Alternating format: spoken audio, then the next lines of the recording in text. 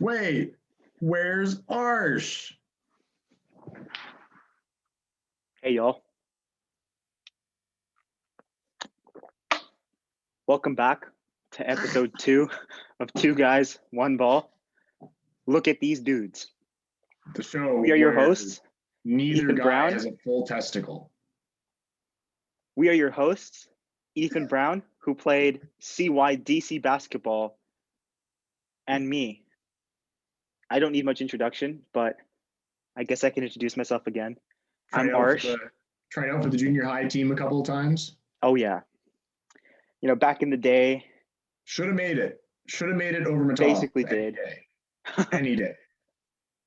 Fair enough. This is a test to see if he actually listens to us. Oh, yeah.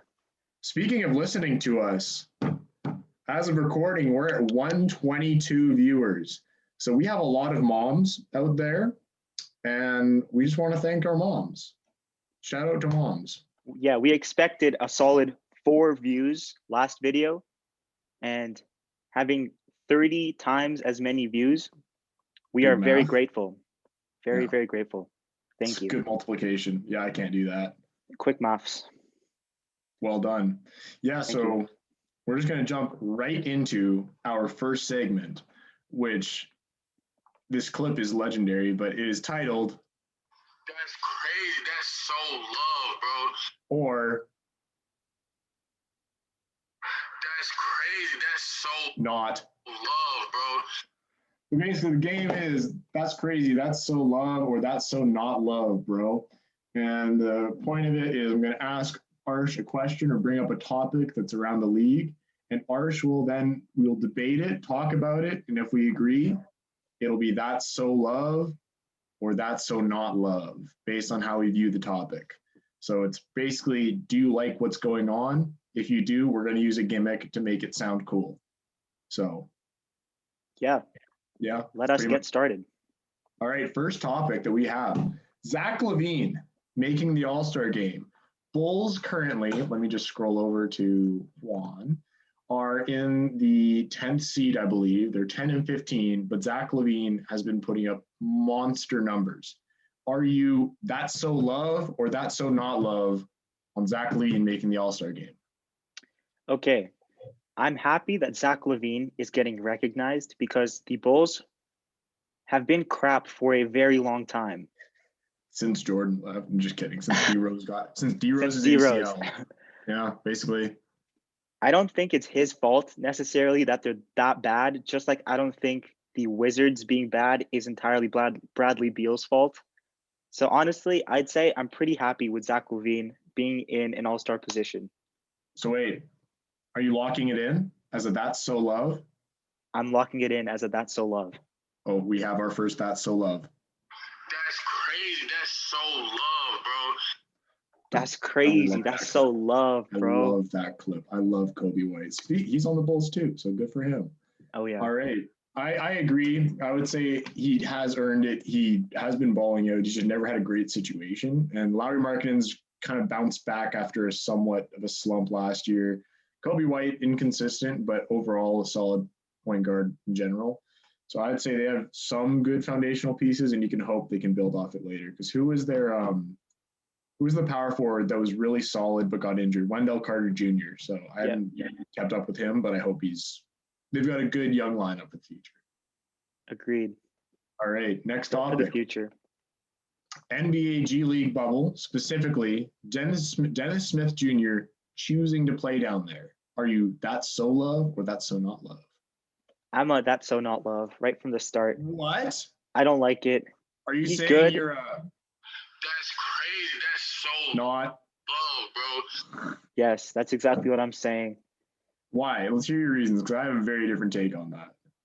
Okay, it's nice and all that he's admitting that he needs to develop a little bit more as a player, but come on, you've played how many seasons in the NBA now, and you're still not satisfied with the game you're getting up here, like with the Knicks too. It's not like you have high expectations playing for the Knicks. No one has high expectations playing for the Knicks. Just grind it out, figure it out in New York. Why do you got to go down to the G League? I will disagree with this because as a player, you want in-game reps against somewhat decent competition, right? So if you're having a struggle, you're having a slump, and you're sitting on the bench that entire duration, you can't find a rhythm. Honestly, going and beating on some younger or like less talented kids might give you some confidence. It'll give you your minutes to apply your skills, try some new stuff out, get some things from your bag, and then you can get back to where you were, or at least apply those things that you learned from that experience up in a higher level. I think it takes a lot of humility too to say, I'm not NBA ready right now. I've struggled. My career's been a bit tough. So I'm big in favor of Dennis Smith Jr. making this route. I think it's a great move. He went from being in a J. Cole lyrics to playing in the G League in the span of, 2 to 3 years? It's got to hurt. Oh, what's the city he's from? Is he from Fayetteville? No. Yeah, Fayetteville. He's from right? North Carolina. Yeah. Same thing. I know they're from the same town, but either way, I disagree. I think it's a good move. Jeremy Lin. Do you think the Knicks, do you think the Knicks should sign, what's his face, LiAngelo Ball in his place? Every team should be jumping at the opportunity, the privilege to have LiAngelo Ball on their roster. That's what I'm saying. You get a Ball brother, you get LeVar. You got LeVar on your team, you could take MJ. And like, obviously New York sells it every time, but you look at the hype that goes around these players. I had guys who, before Lonzo had touched a ball in high school, had a Lonzo jersey for the Lakers. Like, straight out of the draft, you don't know he's going to be decent. He's been but like, the hype around them is enough for a team to think this could make some money. Like, keep LiAngelo on the bench if he's not going to produce. Give him some minutes. Yeah, like, he'll be like a Taco Fall player. Like, yeah, like when Taco goes on, the crowd goes hype. That would be LiAngelo, right? So I think there's no harm in it unless he's toxic to a team, and he's not a terrible player. So he might steal from the team. Yeah, exactly. All right, so next topic: Jeremy Lin, NBA comeback, Linsanity Part 2. I am the biggest fan of Jeremy Lin. He is the reason, not Kawhi Leonard. Really? Jeremy Lin is the reason the Toronto Raptors won a ring in 2019. So I'm hitting it with a That's So Love. Oh yeah. That's so love. You know, I'm happy for it because he kind of got abused on that Raptors team. He did. He didn't get any time. Which was like, he's not a terrible player, but I feel like if you have such a big burst, you have such a big following, there's such a big stigma around your career. Like, you're forced into a box, and if you don't perform from that crazy explosion that he had, overshadowing Melo, dropping 34 on Kobe, all these crazy nights in that stretch of 2 months? Yeah. And then being one of the best Asian American players ever. Yep. And then dropping to injuries, going to the Rockets, doing the worst travel I've ever seen in my life. Have you seen the meme of him with all of his different haircuts? It's like Jeremy Lin has tried every single haircut there is in this world. Honestly, that could go in the meme report, which to be continued. More on that later. Next one. Not trying to get political, but Mark Cuban with the national anthem. Do you think it's good that he's supporting his players, or do you think he should follow what the league says? What's your just general take on it? Are you that so love for him not playing it for a while? I am that so love for it. You know, I just had deja vu. I feel like you've said that, but let me just hit you with a. That's crazy. That's so love, bro. Yeah. Okay. So, from what I remember reading, the league didn't actually have any rule on if teams are supposed to play the anthem or not. They sort of said any team can handle it how they want. Yeah. And I'm a big fan of Mark Cuban supporting his players. He's telling them that he's there for them. The best owner in the league, Mark Cuban. Him and Steve Ballmer, but I don't know. I think Mark Cuban edges him out because while Mark Cuban does get a bit too into it sometimes, you can tell he is actually for the team, for the players. You look at the Suns owner, I can't even name him, but he literally got shouted down by an old lady in a city council meeting.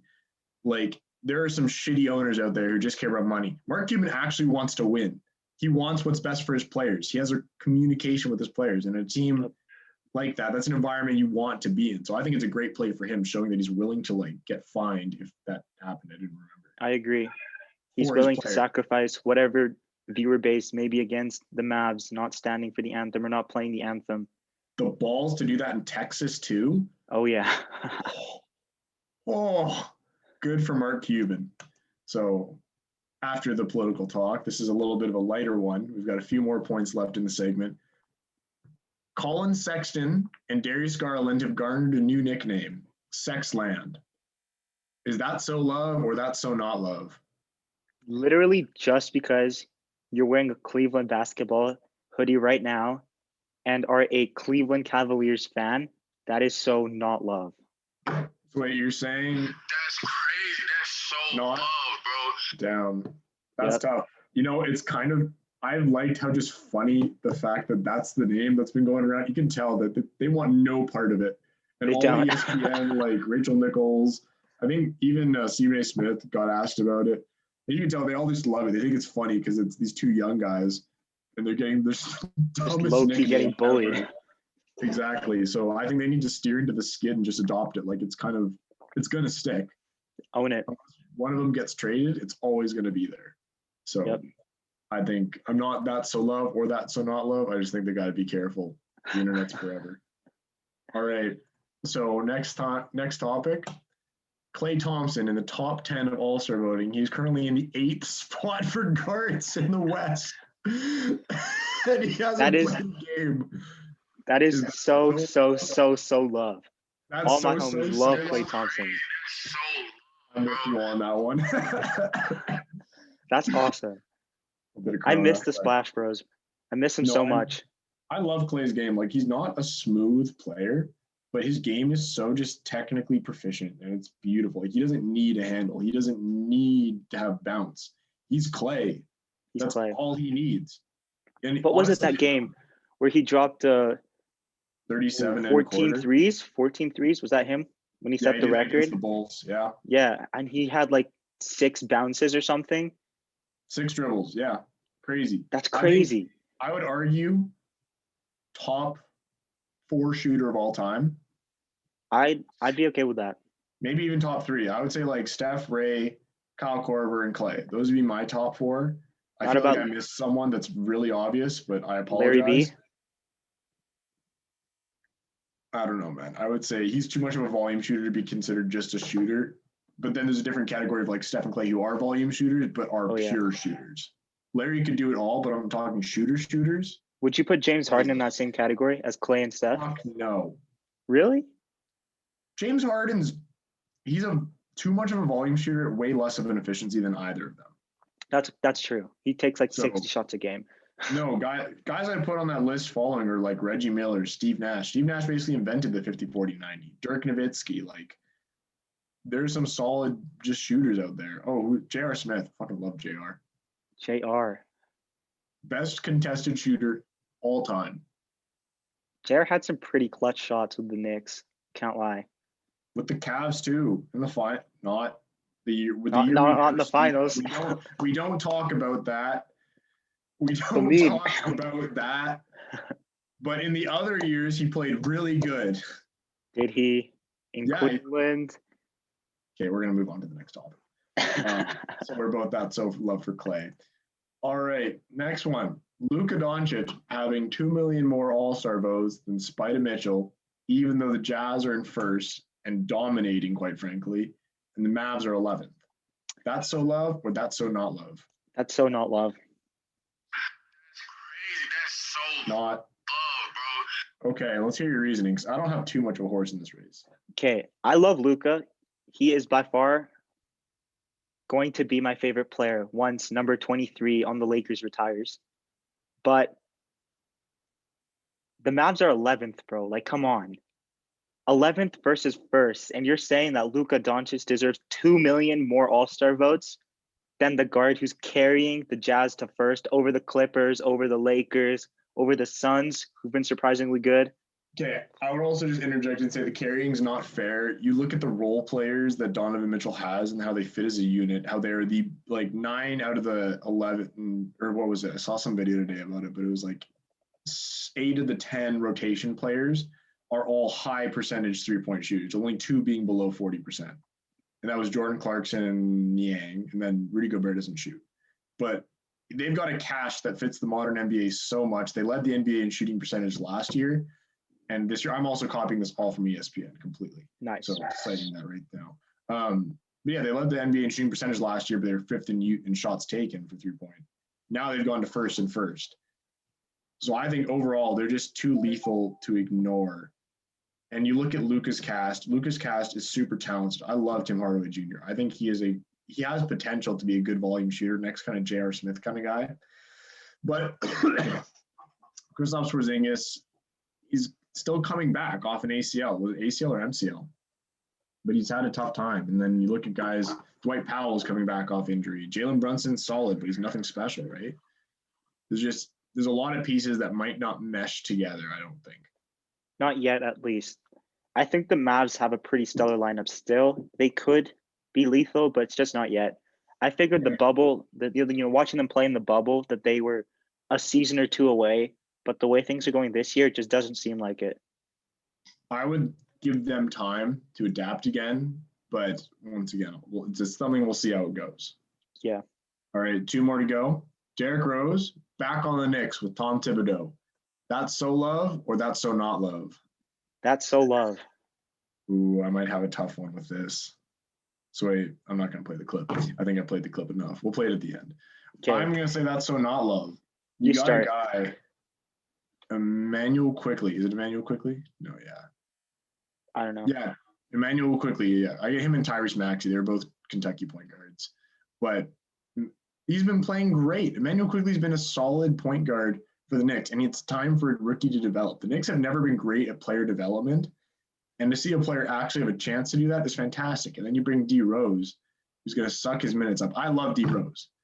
I'm a huge D Rose fan. I am the most injury-prone kid, so looking up to him, I even went as him for Halloween one year, where I just wore bubble wrap around a jersey.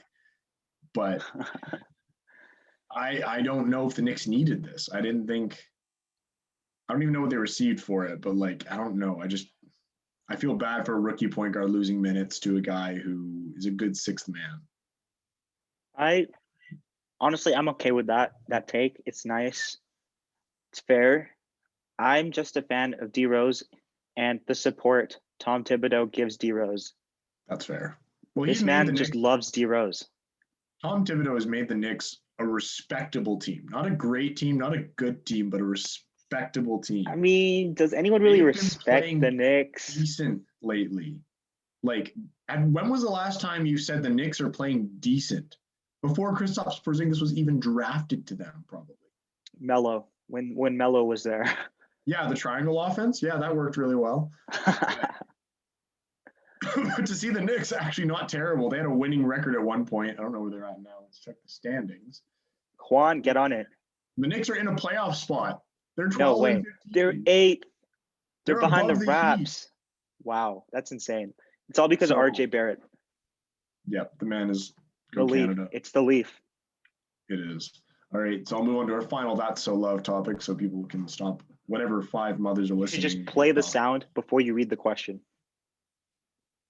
Oh, but it's funny if you answer. You got to pick it, though. So D-Book and the Suns, this was one you added. 5-game win streak, 4th in the West. Book is going to the playoffs. I'm guessing I know your answer. Just play the sound. That's crazy. That's so love, bro. Oh, yeah. Oh, yeah. I love Devin Booker. And I am very, very happy with the way the Suns are playing. Honestly, I've always been a D-Book fan. I considered him – there was a really funny post Ball's Life did a couple of years ago where it compared that they were drafted almost the same day. They were both – him and Kobe were drafted 15th overall. They both – 13th, wasn't it? 13th or 15th? Yeah, it might have been 13th. But they basically had a bunch of really similar elements going into the league. Yeah. They're both the same, almost the same age. I don't know. I always thought D-Book could be a next kind of volume shooting guard who would have that kind of struggle initially in his career, but eventually work his way to a chip. And I want to see Book get a chip so bad. He's got the pieces around him. Mikhail Bridges, outstanding. He is a lanky ass motherfucker. He can get steals. He is the king of the cookie jar. And he's been just a decent shooter. He's a good 3-and-D guy. He's what you got when you drafted him. And I think they drafted him the same year as DeAndre Ayton. They got 2 really good role players. DeAndre Ayton's never going to be a star, but he's a fantastic center. Yeah. So, and Chris Paul balling out. 32, 34, no, 35, 34, That's 35. what I was about to add. I love seeing that Chris Paul is also winning. Man never got a ring, and here he is pushing to 4th place in the West right now. And he is just below Devin Booker in All-Star voting at 391,000. So I would love to see him sneak in, but I guess he's going to be the one snip, I think. Alex Caruso is 10. The Caruso. Let's go. So they're going to really put Alex Caruso in, but not LaMelo Ball? Are you serious?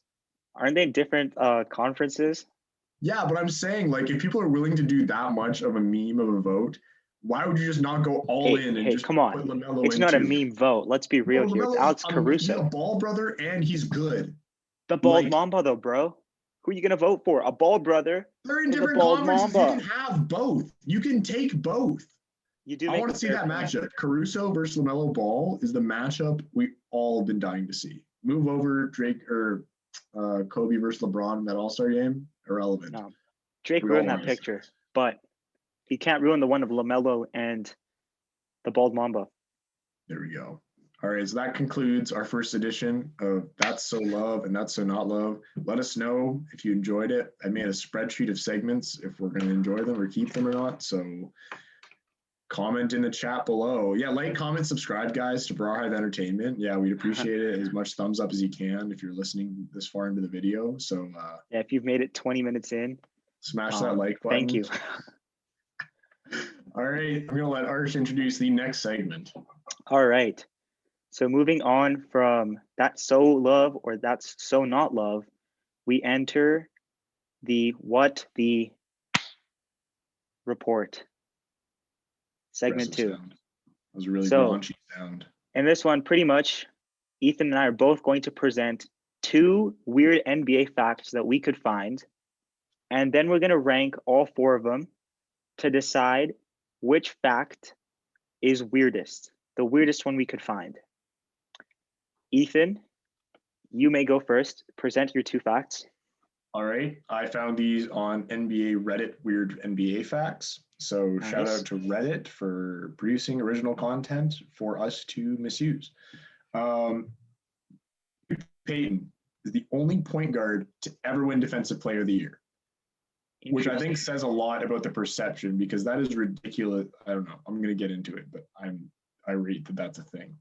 Okay. And then my next one, Manute Bol, who some really crazy stuff. This guy, I think he killed a lion. He was like the head of his tribe. Like there's some crazy facts about Manute Bol, but this is the best one. He paid 80 cows for his wife. Awesome. I can't verify these, but I can't not. So. Okay, well, both of my facts were verifiable. If that, has any effect on. It doesn't. The weirdness. The fact that these aren't verifiable makes them weirder. So we'll see about that. Okay. Fact number 1. There have been 0 quintuple doubles in NBA history. Oh, I averaged that in high school. Okay, sorry, Ethan. Not every NBA player played CY. Okay.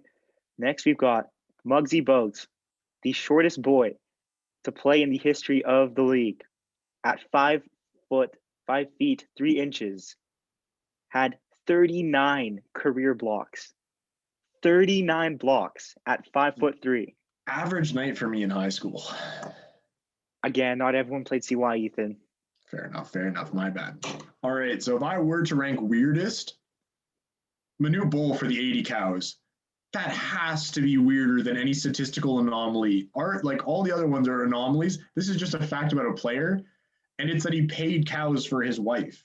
And I believe his dad was also like 7'8". Like his tribe in, I think it was Sudan, was crazy tall. Like there's so much. I have heard some crazy Manute Bol facts. Like there's one that he played till he was 50 or something, that they didn't know what his real age was. At Fawn Maker. Oh yeah. Fawn Maker's 25 or like 29 or like 30 or like 40, but we don't know. There's a really good Mike Korzemba video about that. I'm gonna shout out Mike Korzemba, good YouTuber. Subscribe to him. Korzemba. He's got good stuff. I would still say I'm putting it as my number 1. Do you agree? I'll allow it at number 1 if we put Mugsy Bogues at number 2. I would say the 0 quintuple doubles, actually. Really? Because you'd think someone would just go stat crazy, like guys like Russell Westbrook. You think he would try it at one point, or you think like Tim Duncan basically had one. David Robinson did have a quadruple double, I think. Yeah. But you think like someone in the 50s or 60s, or even in the ABA, would have had one. The fact that an entire league over like a 7-year span hasn't had this one anomaly is kind of crazy. Because in a game, you could do it. It's 10 assists, 10 points, 10 rebounds, 10 steals, 10 blocks. That's a lot, though. You get 10 blocks. That's difficult. It just means you're active. Like I would say like a small forward or shooting guard small forward could achieve that pretty easy. Like I would say small forward. Small forward, probably. Exactly. And you look at guys like D Wade. D Wade was the best shot blocking shooting guard of all time. You'd think even Ben Simmons. Ben Simmons could get that. He's already averaging like how many steals a game? Yeah, Ben Simmons is putting in work on defense. It's weird. You wouldn't think. But no. All right. So I will say, are we going Mugsy or quintuple doubles? I mean, I think 39 blocks as 5'3" is still pretty impressive. Okay. Like you're playing against dudes that are 6'8" minimum, right? Probably True. 7 foot net, 7 foot if they're playing center. I don't think our friend Zach Paniccioni could even reach that high. He's 5'3", and I don't know if he could even jump to touch 6 feet. And has he ever gotten a block on you, Ethan? No, he hasn't. So imagine how impressive that would be. Okay, you sold me. If he's listening, I'm gonna laugh really hard if we get a text about it, but there's no way he's listened this long. There's no way. 0 chance. So we'll put that as number 2. Awesome.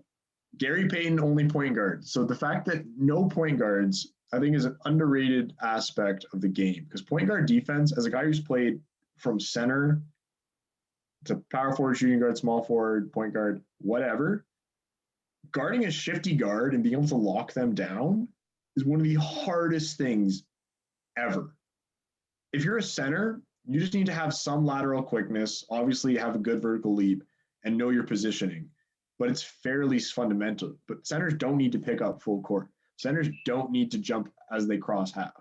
Like, it's not as strenuous of a role. And I feel like the fact that it's not appreciated how much more work it is, respectively, for a guard to do that, I'm kind of shocked. I'm like, the glove was amazing, but you think guys, I can't think of anything off the top of my head. I think it is kind of odd that there's only been one, but I mean, if you look at it, every single game you see, it's almost always the point guard who's leading the team in points. Almost. I won't say all the time, because you've obviously got teams like the Lakers and stuff where the star player isn't a point guard. But for teams where the star is the guard, or teams that don't really have necessarily one star player, it's usually the guards that have the 30-point night or the 25-point night or the high scoring night. So it takes away from the defense. But what about guys whoever's like playing against him? Pat Bev or Tony Allen, who are the specialists in that case? Like Patrick Beverley? Patrick Beverley. And Tony Allen was a shooting guard, but point aside, they still had the exact same burden that a point guard who's a good defensive player would have.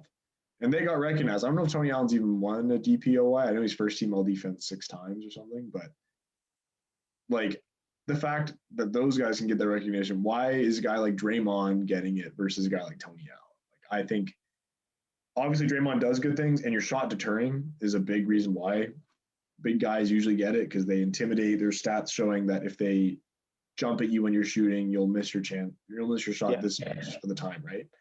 And those stats do favor those players, but it's because guards have to rotate so much further than any center ever has to. So I think overall work-wise, I think point guards, shooting guards on defense deserve more credit than just one guy getting DPOY.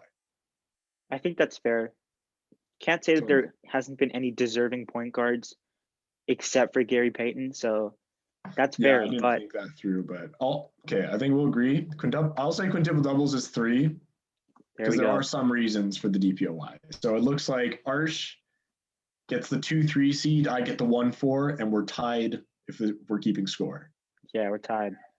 All right, so that's a very dissatisfying. This isn't soccer, but next time we'll have a tie break. Just an emergency fact. If anyone watches this far, comment what you think the order should be of these 4 weird facts. We'll list them again. If no one Gary comments, we'll know no one's watching the video all the way through. All your Hypebeast fans in the chat below. Oh, yeah. Daddy, I wonder who commented that. No one named Ethan Brown for sure. No, bballcydc@gmail.com. Did I just dox myself? No one cares. Chaotic man, 1016. 1036. 1036. So you can get off my case. That was in grade 4. I made that. So back to Chaotic basketball. man. Third segment. We don't talk about that. The meme memo. For this, I'm going to need Arsh to allow me to screen share because we didn't think to ask for that earlier. Nice. So go to participants, more, and allow screen share. We get it, I'll Ethan. pull up my I'm folder. bad with technology. You have no idea how bad I am with everything. Yeah, I'm gonna just make you host. You know what? I'm okay with that. There, you're host. You can do whatever you want. So the objective of this game, not game, segment, whatever it is we're just going to go through memes. If you have a point, talk about it. If you don't, laugh at how funny they are. These are the best ones I found, once again, off Reddit, because Reddit's where I get all my NBA content, because I deleted Bleacher Report, but I want to get it back really bad. All right, can you see the first meme? Oh, yeah. The D in Brooklyn Nets defense, or the D in Brooklyn Nets stands for defense when there be no D in Brooklyn. It's funny because they don't play defense. Ha ha That's ha. why. That's it. I didn't think you'd catch that. So shout out to Luke Bell 18. We should make our own subreddit. Oh, The yeah. 2 guys, 1 ball. Just make people post memes there, kind of rip off PewDiePie and everyone who's done that ever. Next one. This one hits home. I'm really mad because of this. Jamal Murray in playoffs. He is big Doge. He has power. Regular season, sad Doge. I see that. Because how it's can pretty a man go fast. from getting 50 points twice in a series, lead the team, and become the dependent shot maker in 2 3-1 comebacks, and then average 19 on mediocre percents and just not become an all-star? It really hurts me. He's just waiting for playoffs again. That's it. That's all it really is. He's just waiting. Exactly. So we'll let that slide. But if he's not an all-star by next year, I don't know. I'll let the fans in the chat comment below what I should do if Jamal Murray's not an all-star next year. Nice. So we'll see another test to see if people are going to comment. Thanks. To the people's surprise, injured Klay Thompson is receiving votes. All-star voting is just a popularity contest. It always has been. That's facts. No one votes because a player's good. You vote for the memes. Exactly. Like what Lonzo was top 5 in voting last year, didn't make it because of the coach's choice. But you got to look at it as like, it's not always the best players. Like guys like Bam should be much higher because Bam is just a god. I think, what is he? Yeah, he's 6th in all-star voting. Domantas Sabonis playing fantastic, 7th. There are guys who are better, but just aren't putting in work right now, or aren't like the fan favorites. They're not showy. So that is the way it is, I guess. It is. It's just how it be. Shout out to Melo for being 10th in all-star voting in the front court of the West. Next meme. Payne not being able to finish any sexual partner of mine and the New York Knicks. Okay, this meme would have been funnier last year. The Knicks, I didn't actually know they were 9th or 8th, actually. Sorry, 8th. They're still The fact that they have a playoff spot is kind of alarming. I would love to see the Knicks in the playoffs, have RJ Barrett go off, become a star overnight. I think that'd be amazing. The Maple Mama returns. I found that very funny because I'm guessing they choked down the stretch a bunch, and that's probably what prompted this. I am out of date on that. I don't watch much Knicks basketball for obvious reasons. Does anyone? Yeah, so turns out the Pistons are the best team in the league. I think that one's a really good one. I think the Pistons are the best Worst team in the league, aside from maybe the Cavs. I mean, you beat the top team in the East, and you beat the second best team in the West. You also beat the second best team in the East. It makes sense if you're the best. Yeah. Checks my out. Cavs have fallen really hard. Shout out to the Cavs for beating the Nets twice. And still not being in a playoff spot. Nice. Get off my dick, Arsh. Next one. This was my favorite. LaMelo being raised up by ESPN. Zion's kind of drowning. Lonzo's dead. That's literally exactly how it went. I've seen a meme just like this of Bleacher Report, and it's the Toy Story meme where it's like, I don't want to play with you anymore. Yeah. And they throw away Zion and they go towards LaMelo instead. Well, like, Zion's on a shit team. Straight up, the Pels, like, they've kind of climbed their way back, but they are not in any reputable spot right now. So I feel like Zion's not getting an opportunity to shine right now. Like, he's not getting coverage because they're not performing. Meanwhile, he was supposed to be the next LeBron. Yeah. And he's putting up good numbers. Like, he's not having a bad year. It's just the team is not great. And then you look at like the Charlotte Hornets are in the 6th seed, losing record still because it's the East. But they're in a 6th seed, and LaMelo's playing great. Like, he's shocking everyone. I think that's the biggest point is there's so much doubt surrounding him.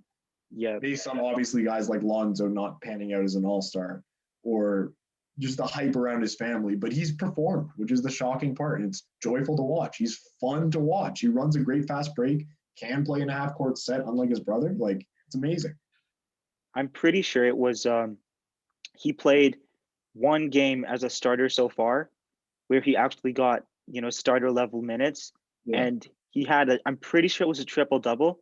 I can't remember exactly. He's had a triple-double, youngest player ever. And he's been he started once Terry Rozier has been injured, and he put up solid numbers since. Rookie of the month, shout out to LaMelo. I like the ESPN coverage. Yeah, so the first game he started, he had 24, 10, and 7. The man's crazy. Moving on to our next one, related to our That's So Love topic of Derrick Rose going back. You got Derrick Rose being held up by Tom Thibodeau and Emmanuel quickly being drowned by the Knicks. Hey, I love D Rose, and I'm all for D Rose love. So I'm okay with this. But I still think the rookie should. I don't think it was a needed move. But I just think that's a really funny meme. And I believe that concludes the memes of the week. So I'm going to stop screen sharing. D Rose back in the Garden made me smile. D Rose, nice. That game where he had the 50 with the Wolves, that one made me cry. I'm like Derrick Rose on a 50-point night. Quote Meek Mill. Man, I worked my ass off, man. So hard. That hurt. The hardest hitting NBA moments. KD MVP speech, D Rose, LeBron, Cleveland, this is for you, and obviously anything related to Kobe Bryant at this point. Oh, yeah. Actually, you know what? Over the Cleveland, this is for you. I liked his speech this year in the bubble where he said, I want my damn respect too. I was like, yes, he's finally gotten it. He earned it. 4 rings. No one's going to see me do the Yas Queen, so it doesn't matter. You should do it again. No. Sorry for the phone call. It's my bad. Do it again. Out there are people. All right. To finish off this episode, because we also thought we shortened it. I feel like this is shorter so far, but this is a bit way shorter. We should do a goat convo. This is our goat convo. Or should we do a goat convo? I'm thinking we should do a goat convo. I think we should do a goat convo. This is the goat of the week. I have a topic in mind. Okay. What's your topic, Arsh? Sneaker king. Not like which player has the best drip in sneakers, but which player has the best sneakers, like shoes, like which player physically has the best brand. PJ Tucker, because he has. Oh, okay. Sorry, I thought you were talking about people who own sneakers. Because I was like, no, yeah, I know it would have been PJ Tucker, but I'm talking about which player has the nicest shoes, like their own signature shoe line. Performance or aesthetic? A mix of both. I'm a Nike guy. I hate anything Adidas does with basketball. They all look gross. I don't like foam technology. It feels static to me. It's not my favorite to wear or play in. Under Armour, silver stripes. That's what we like. Under Armour's solid. I had Curry 2s. They were okay, but I just felt they didn't provide much support or comfort. They were just pretty solid shoes. The grip was iffy. It was really deep grooves on it was a herringbone pattern. And then you're asking a guy who's a former sneaker addict. Oh, you can't see my shoes behind. Yeah, I remember. I You used to sell your coins, your coin collection to pay for your shoes. Shut the fuck up. Nerd. But if I was going to go with anyone, I would say KD. I think KD's got, I don't like Kyrie's that much. Bron has improved his aesthetic game as of late, but KD has the best overall. You get your support, you get traction. If they're lightweight, they feel so smooth, they're comfortable. You got aesthetics like the Ant Pearls, the Ant Pearls, not flexing or anything, which is by far the best shoe I've played in a long time. I'd say close second PGs. I really enjoyed my PG-13 Apollos. So I would say KD then PG right now. I was going to say KD first as well. I have a pair of KD 11s, and I got to say, they are very comfortable. I don't like them when you don't wear long enough socks because they literally cut the back of your foot. But dude, always wear Nike Elites. But if you're wearing good socks, they're very comfortable. Never wear low ankle socks when playing basketball. That is a sin. You can't do that. LaMelo did it once because he's LaMelo, but no one else can. Oh, yeah. My close second would have to be Kobe because it's Kobe. I've never had a pair of Kobe's. They're too low top for me. Like as a guy who's.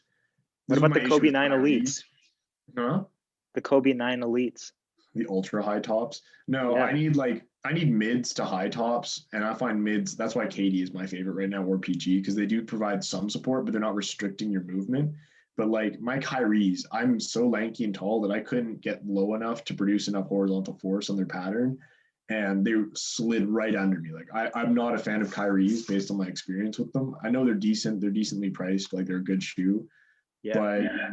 But I've never had Kobe's because I've never had that need for that guard dominant shoe where you're prioritizing light and quick over certain other aspects like support where I'm an injury prone player. So I can't attest to Kobe's, but I would say KD's the best compromise of all the spectrum. That's fair enough. All right. So are we going to do the other topic or is that our go to the week? We can do your GOAT topic too. We've got tons of time. We're not even close to an hour. Are we? I feel like we shouldn't go an hour though, because then the people who are listening, I wish we could see stats. I wonder if my top has stats on like how long people watch. View for on average. That might be discouraging to listen to, bro. You know why we have so many views? It's because we check our views and that counts as views. So every time we click on it to see how many views we get, we add a view. Registers another view. So like I said, it's just us and the moms. That's all it is. Oh yeah. Flexing your Tim Hortons, Canada A. The leap is on this side. Respect to Canada. Other topic. Greatest hairline in NBA history. We're each going to go 30 seconds. I will time it. We have to get as much facts out as we can. Whoever gets the best points out, and then we'll do a 2-minute debate after about it. Okay. Whoever we think made the best argument wins. So I'll let I'll do a coin toss. Heads or tails? I'll call it in the air. You already did it. Okay, tails. It is tails. You go first. Fuck, I didn't think you'd. That's why you're going to be a doctor, and I am going to. Who knows? All right. So I'm going to hit my timer, and I'll try and stay true to it. 3, 2, 1. Manu Ginobili had the greatest hairline of all time, and it's quite obvious. He had the balding from the back and the front. You can't beat that unparalleled success. His head could be memed in the shape of a zero, especially when they're up 3-0 on Miami or up 3-0 on whoever, because they were dominant. And I believe they were dominant because of his hairline. It is great for team chemistry to joke about a guy's hairline. I've been there, and it really helps a team. So you know the camaraderie on the Spurs was based purely on Manu's hairline, and that is all that helped them win the championships. Okay. I will start now. Okay, so Alex Caruso has the best hairline in the NBA for a number of reasons. Reason number 1, it comes with the godly nickname, the Bald Mamba. There is no way you earn that nickname being a, LeBron James type hair guy. It just doesn't work. Reason number 2, the reason the Lakers are doing so good as they are, is because Alex Caruso spoke with the NBA gods and traded his hair for Lakers success. Bald Mamba, baby. All right. Now time for 2 minutes of useless rhetoric. And we begin. Okay, but here's the issue.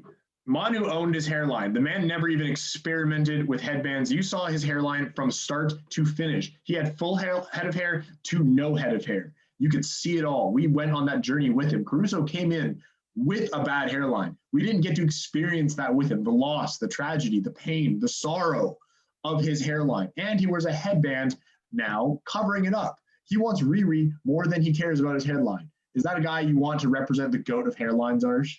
It is 100% the guy I want to represent the GOAT of hairlines. In an interview, and I quote, Alex Caruso said, "It takes me 30 seconds to do my hair in the mornings." Tell me that is not the perfect example for a GOAT in NBA hairlines. If it takes him 30 seconds and he's proud of it, then he should just let it go. Just no headband. I miss when he had no headband. He dunked on KD when he had no headband. And he's gone to being a role player right now. Like he's The okay. headband will give him powers.